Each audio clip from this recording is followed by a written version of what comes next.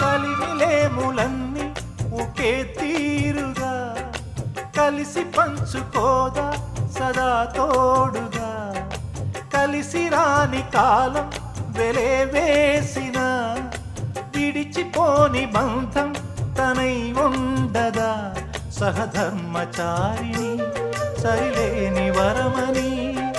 సత్యాన్ని కనలేని నాడు మూడుగా మిగలడా పురుషుడు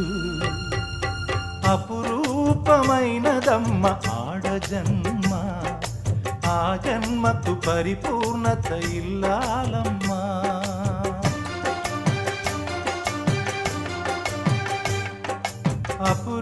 అపురూపమైనదమ్మ ఆడజన్మ ఆ జన్మకు పరిపూర్ణత ఇల్లాలమ్మ